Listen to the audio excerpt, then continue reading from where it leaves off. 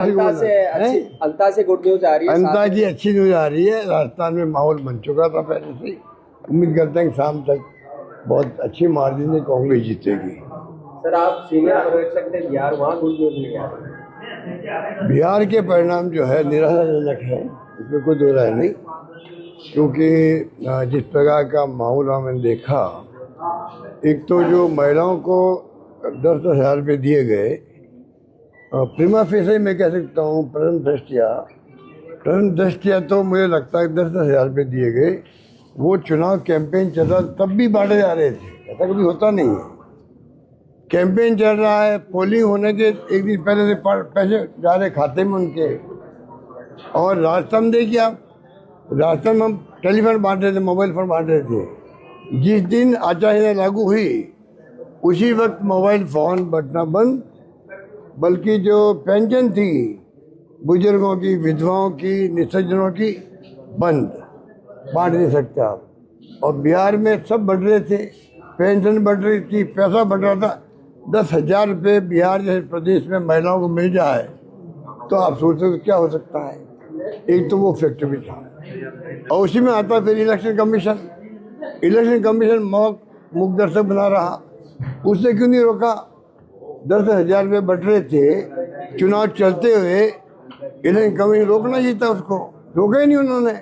रास्ता में रोक दिया, मोबाइल फोन बट रहे थे रोक दिया, पेंशन रोक दी, वहाँ कुछ नहीं कर रहे थे। इसका मतलब जो राहुल गांधी जी और लोग सब वोट चोरी की बात कर रहे थे, वोट चोरी क्या होता है? ये तो होता है, अगर आप निष्पक्ष चुनाव नहीं करवाते हो, रिगिंग होती है, बूथ कैप्चरिंग होती है मान लीजिए, या बेईमानी होती है, पैसा बट रहा है और चुनाव आयोग ने कोई तरह की कार्रवाई नहीं करी, मिली भगत थी उनकी उनसे जो रूलिंग पार्टी थी। और नंबर 3, जो पैसे का धन का तो दुरुपयोग हो रहा आजकल, कोई सोच नहीं सकता। आप हम सोच नहीं सकते कैसे पैसे बढ़ते हैं दिफा बन करके। महाराष्ट्र में आप किसी को पता कर लीजिए कितने करोड़ रुपये दिए गए उम्मीदवारों को, 15 करोड़, 20 करोड़, 25 करोड़। कांग्रेस के पास तो पैसा है नहीं, ना आरजेडी के पास पैसा है। तो जो डेमोक्रेसी के खतरे सामने हैं, चुनाव जीतना एक बात है, चुनाव जीत जाएंगे लोग, एनडीए गवर्नमेंट जीत जाएगी, बन जाएगी। चुनाव जीतना एक बात है।